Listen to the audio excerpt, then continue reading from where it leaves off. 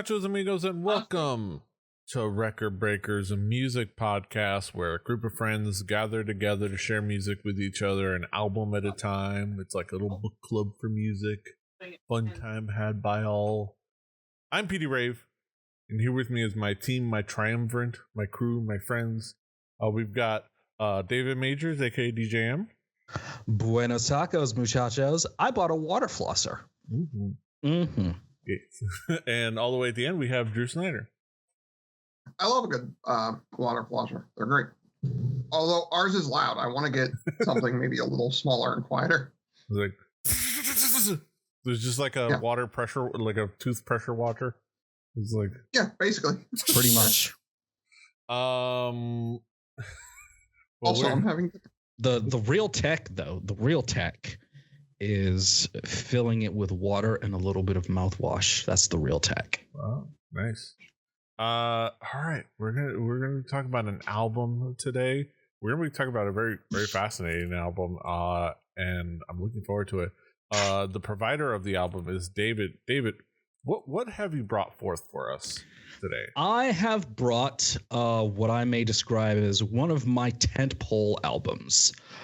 It is very, very high on my tentpole album list. It's top 3 and probably not 3. This is by the band from England known as Frost, with an asterisk because it's a snowflake, and their 2006 debut album, Milliontown. We're gonna get frosty. So this is not the first time we've had Frost on this podcast. About 3 years and a month ago, we talked about the then completely new album Day and Age. So this is interesting to kind of go back to the beginning of Frost. Drew, what do you remember about the previous album we talked about, and what were your expectations coming into this album? I did not remember we did them before because we've been doing this for a while. Has that album really been out for 3 years? Wow. Yeah. Also, for the record, I didn't plan this, but the day we're recording this episode, Frost's label, Inside Out Music, just put up a page for their upcoming album, Life in the Wires. I did not plan it like that. I promise I didn't plan it like that. But the hype is real. But let's talk about why the hype is real. Go ahead, Drew. But as far as expectations, I was expecting cool prog rock, but like I wasn't sure what flavor. I wasn't sure if we were going to go super mathy. I wasn't sure if we were going to go a little bit more. I don't want to say poppy because that's not the right word, but accessible, I think would be the right idea. But either way, I was excited because usually when David brings prog, it's good. I was anticipating this because I do remember, mainly because I'm the most intimately involved with the tech stuff on this podcast, but I remember the something about the asterisk, the snowflake, and the band triggered the memory in me that I was like, I know we talked about this band before. And when you talked about who Jem Godfrey has written for and things like that kind of like seemed familiar to me. And I remembered us talking about Day and Age, and I remembered the sounds that we got from that album, the kind of like the unique approach to prog and to kind of mixing of genres that Jem and the crew brought. So I was looking forward very much to diving into like the beginnings of Frost. David, how would you describe this album musically? I would describe this album musically as Jem Godfrey getting the neo-prog worm out of his head, but also adding his own personal songwriting sensibilities. Just as a quick primer, Jem Godfrey, the lead man of Frost, from the UK, is also a singer and songwriter and producer for various pop and R&B acts. He is a songwriter by trade. He is one of those infamous songwriters that gives people their hit songs. He's won a few awards. He's had some songs that have charted over the years, and he also did jingle and interstitial work for the BBC as well. So his regular music work is how do I put it? Very normie friendly, very normie friendly. And sometime around 2004, the thing that happened to all of us happened. He grew disillusioned and tired and frustrated with the world of mainstream music, and something inside of his cerebral cortex popped, and next thing you know, he's buying a Mellotron. But I think what makes this album musically so unique, especially for its time, is that Jem is exceptional at writing a hook, and a lot of people in prog can't do that. Also, he does not run from modern sounds and modern productions. And that was a thing, especially with this album, that really set Frost apart. It did not sound like it was stuck in the 70s, which a lot of the not heavier metal side of prog was really starting to sound like before this album came along in 2006. You'll hear Jem's electropop stylings. You'll hear his synth pop stuff. You'll hear what is ostensibly adult alternative rock, something that would have fit in right next to the Goo Goo Dolls in circa 1998. But also, you will hear that Jem is at times absolutely unapologetic with the widdly widdlies and the weird noises and the long song lengths. Mm-hmm. Drew, how would you describe this album musically? Well, David's right. The widdly wheedlies, the meedly mees, the doodly doos, as one strong bad may say, were well and apparent. But there is also in the sound and in the production, there was an openness you don't always get. It seems a lot lately that I've been noticing in the proggy stuff that David's bringing is there is a space to the instruments, which I think is really, really brilliant. It always makes me happy because I feel like a lot of times you get crunched in compression and the loudness war and all that sort of stuff. So to hear some spacing and some dynamic between the instruments is always welcome.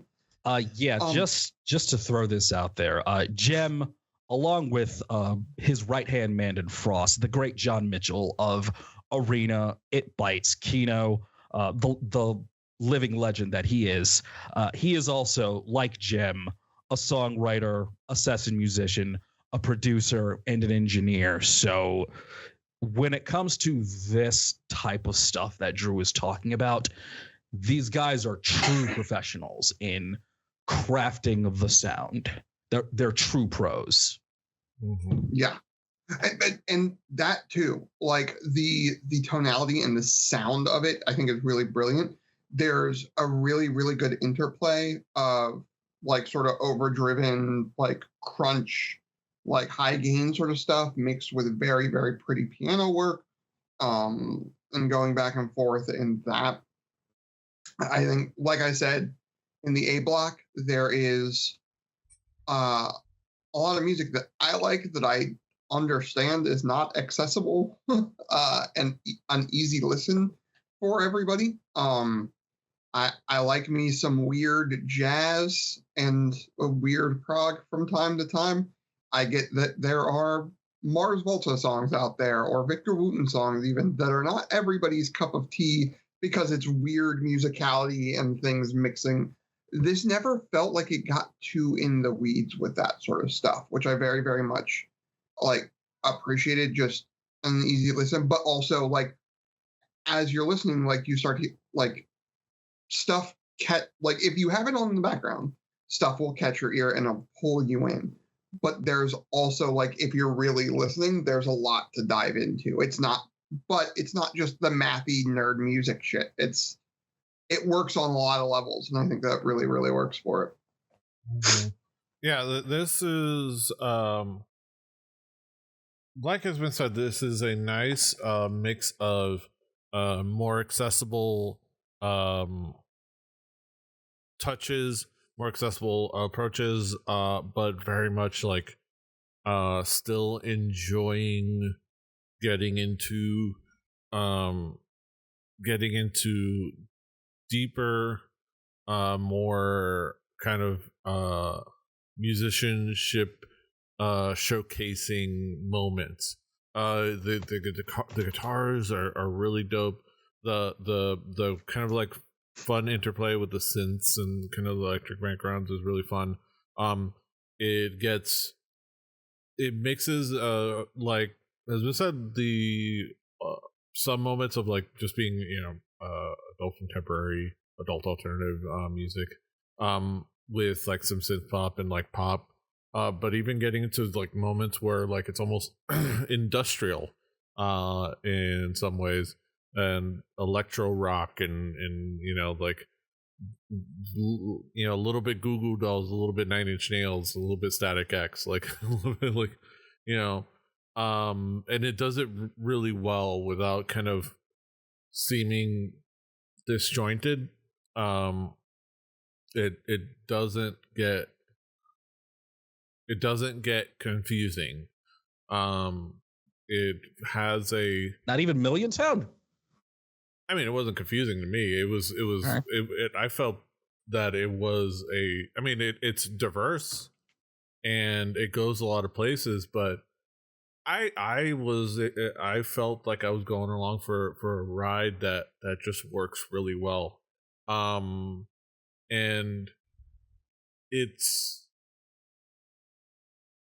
it kind of does jump around to some different sounds, but I think all of them work. Maybe just because I like randomness, but all of it works really well for me. And like the way that it ebbs and flows as far as like energy and aggression with the different genres of music is very, very fascinating, very cool. Let's drill down to the track level, where we can say we're doing key tracks or just say what were our thoughts on a track by track level. But David, what would be the key track for you or key moments for you? I would have to say Hyperventilate. And I've always thought of Hyperventilate as this is the song that was inside of Jem's head in between winning awards for writing pop songs. This was the song that was rattling around in his head. It starts, it builds, and then you show that it goes, and Jem shows that he is as technically sound as anyone out there in the genre, even though he's never done this before. And I think that was great. We get a trio of songs right after this: No Me, No You, Snowman, and The Other Me, that are the complete opposite of all of the other songs on the album. They are very much in that modern electro rock, like PD said, maybe a little Nine Inch Nails sort of headspace. But within the context of this album, it fits because sonically it all sounds like the same thing. It sounds cohesive. Blacklight Machine, I'm just going to go ahead and say it. Blacklight Machine is like maybe my favorite song ever. Period. And of course, the title track, Milliontown. Even Jem has said in the past that he would probably cut a couple of minutes off of this song in retrospect, which I totally get. It is maybe my favorite long progressive rock movement song ever. I think there are a lot of parts here where the heavy riff comes in to about 9 minutes in, where we get to the vocal harmonies with The Only Survivors, the slower parts near the third act, and then how the latter half of the song just goes completely bonkers. And it's just great to see the contrast between a song like that and something like Snowman or Know Me Know You. Drew, what would be some of the key tracks for you? Well, I've got to do the me thing on both fronts. I'm going to pick two since there's only 6, but I'm going to pick the first one and the fucking 27-minute long song, which we'll get to. But starting with Hyperventilate, one, again, the keys and synths and all that like clean interplay with the like sort of crunchy guitar, how uplifting the entire thing feels and how joyous that song feels, I think is awesome from start to finish there. Putting something that is so, yeah, just jubilant, I guess would be the right word for it, feels really good for a first song. And then the last song, one, being 27 minutes and being the song the album's named after and being the last song, a lot of things I'm like, okay, this has a lot of things working against it for me. And yet it encapsulates everything that's beautiful about the 5 songs before it so brilliantly that I find no fault. And in 27 minutes to find it, in almost 27 minutes, I should say, to find no fault is a feat in and of itself. And it still doesn't feel like it overstays its welcome. It has cool soaring vocals. It has amazing musicianship and mixing from each instrument front to back. And like everybody gets their chance. Everybody gets heard. And it caps off the album in a really cool way. Mm-hmm. Obviously, I'll reiterate that Hyperventilate just kicks things off in a really fantastic way, and like what has been said. And I think it just the first 3 songs as a sequence is really a really great like indicator of what you're going to expect from Frost going forward in the future. And of course, Milliontown. Specifically, and I'm going to get into the moments. I love when it gets from the beginning of the song and transitions into Abracadabra and gets into like the great instrumental like break in there that's just super super heavy and super cool. And it goes through Abracadabra and then kind of lands in the kind of like softer parts of The Only Survivors. And then, of course, like David said, like all the way at the end for the, I believe it's 2. Oh my god, I forgot. To Become One, I believe. Something like that.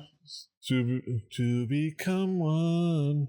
No, I believe it's it. 2 Underground. 2 Underground, as it lands with 2 Underground, and then it goes off to kind of like with the Crazy Progland. Crazy Progland and just a rock out ending, and kind of just has that satisfying finish at the end, which is just absolutely fantastic. Let's bring it back around the horn and talk about some conclusive thoughts. Drew, what will be your conclusion on this album as a whole?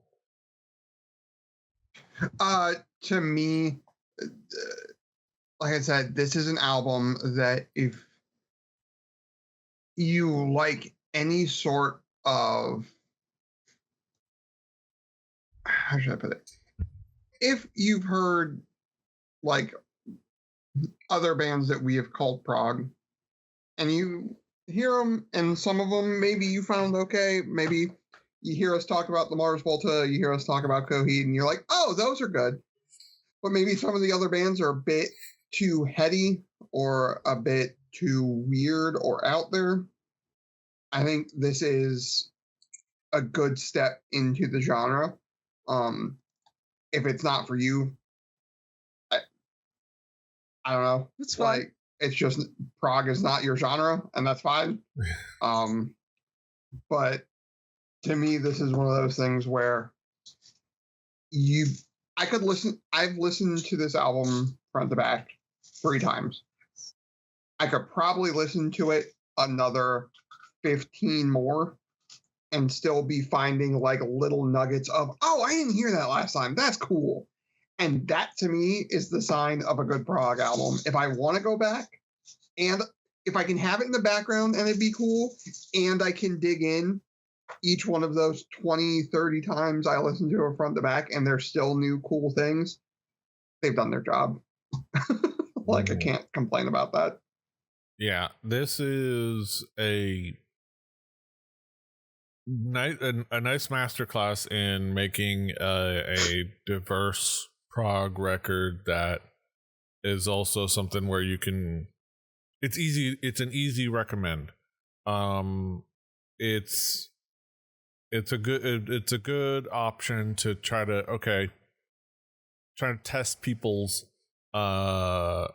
interests and test people's reaction to prog ideas. It's a diverse, it's very well constructed, very well performed, really tight, fun, hooky album.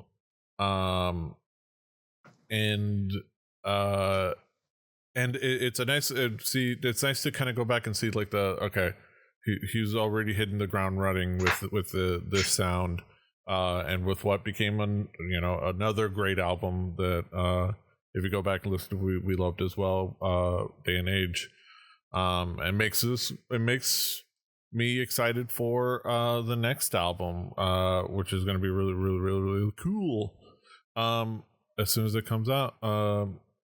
So yeah, I think that's basically it. Like, it's just a fantastic beginning to a really cool project, and it's just makes me excited for more.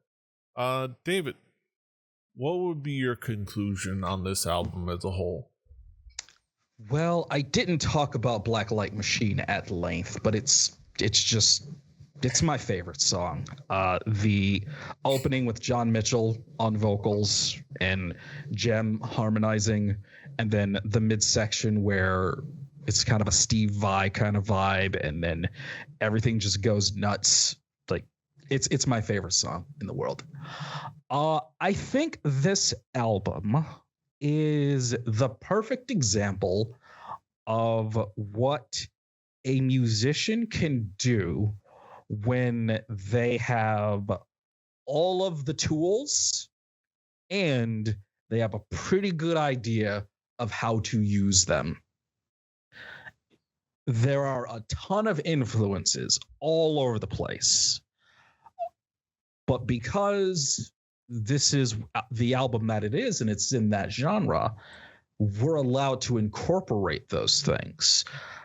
And I think that's really what this was for Jem Godfrey, where he wasn't restricted and he knew this was the genre. These were the guys, John Mitchell, John Jowett, and Andy Edwards on drums. These were the guys that could help him do it. 3 of the biggest names in the genre. And eventually something in your brain just cracks. You know, when you're around mainstream music all your life, sometimes something in your brain just cracks and you want to do prog rock. It happens to the best of us. Am I right? Yeah. Am I right? Yeah, right. Absolutely. I think that what really made this album, for me, it's the thing that I've always said. In the 2000s, the non-metal side of progressive rock had really kind of cooled off. And like this was around the time where things were really starting to pick up on the heavier side. Dream Theater was really starting to take off. Opeth had released Blackwater Park, and that had blown up. Porcupine Tree was blowing up. Prog metal was really becoming a thing. And Milliontown was the album, and I've always said this about Frost. Frost is the prog rock band that pulls the genre out of the 70s kicking and screaming. And I think we're all better for it. I think that this was the group, this was the right time, and it was the right guy to do it. He had all of the right formula, all of the right ingredients to make this soup of an album that, in my opinion, is absolutely delicious. And it just worked. It just worked. And he's been rolling with this band ever since. Even though right after Milliontown, they had a quick tour and then disbanded. But then Jem started them up again, and they've been going ever since. Mm-hmm. And it's been Jem and John Mitchell ever since. Mm-hmm. Yeah.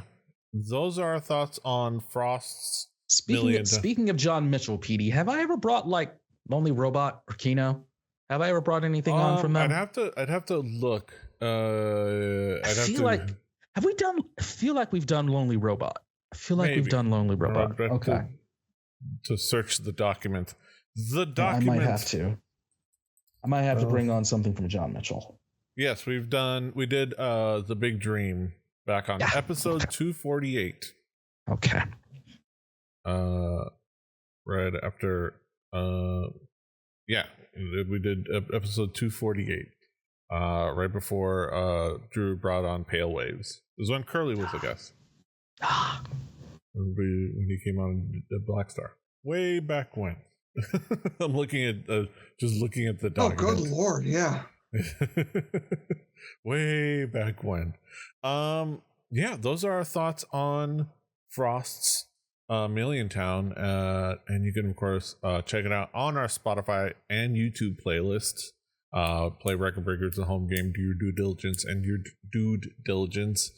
On those playlists, presumably, will be next week's record, and it's going to be provided by Drew. Drew, what have you got for us? Did we forget something? Oh wait! The haiku. Damn, it's the classic. I was like, wait, there's a gimmick. Something. Yes. Now we get to the moment we've all been waiting for: our haiku reviews, where we sum it all up in poetic form. I just got too excited about Frost. Sum it all up with a 575. Let's get down to nitty gritty. Haikumero numero uno. I'm sorry, it's my first podcast. I'm a little nervous. It just happens to the best of us. Mm-hmm. Kind of hurts the first time, but eventually you don't like it. Exactly. Drew, what is your haiku? Damn it. Lovely prog goodness. Apparently new music is soon incoming. Ooh. My haiku, a prog masterpiece, the start of something special. Want new album now. Give now. October 18th. Yes. All right. Last but not least, David, what is your haiku? Prog metal and pop, a refreshing endeavor. Paradigm shifted. Here. Take my money. You see that, Jem? You see that, Jem? It's David. Dave Majors from America. Yep, there it is. There's my buddy PD. He's ready for life in the wires. So there you go. There you go, Jem. My man. I'd grab my credit card, but please bring Frost to America again, please. I'd pull out my credit card and do that as a prop, but I'm not sure. I trust myself not to accidentally show my numbers. Fair. Also, read my chat and Skype and just go back and double check some things. Those are haikus. Those are our thoughts on Frost's Milliontown. Go check it out on our playlist. On those playlists, like I said, will be next week's record, and it's going to be provided by Drew. Drew, what have you got for us? Well, I'm surprised we've never done this band before, because they're one of my favorite jazz slash. Their band leader doesn't call them jazz, but jazz fusion bands. They recently lost a long-standing member in their keyboardist slash synth player, Sean Martin. He had a quote, from all the reports, a quote, massive stroke back in April 2023, and he has passed. So I figured bring it up. This is the first album I heard from them, and still one of my favorites just because of the mood that it elicits. This is Snarky Puppy's Round Up. So looking forward to this one. Yeah. Looking forward to it. Look forward to that. That'll be next week, and this is this week. And you can, of course, find us all over the internet. Recordbreakers.fun is our website where we have all our episodes and show notes and audio and video linked and embedded. You can, of course, find us on YouTube at Rebelli TV. You can also catch us recording the show live on Rebelli TV on Twitch. You can find us everywhere you find podcasts, including Spotify and other places. At this point, I'm not keeping track. Just go find us, or just grab the RSS feed on our website. It's over on the right side of the website. Yeah, like, share, subscribe, do all the things, comment, blah blah blah. Until next time, hasta los huevos. Toodaloo. Bye-bye. Fighting. Crying nut. There goes a big banana. There goes a big banana.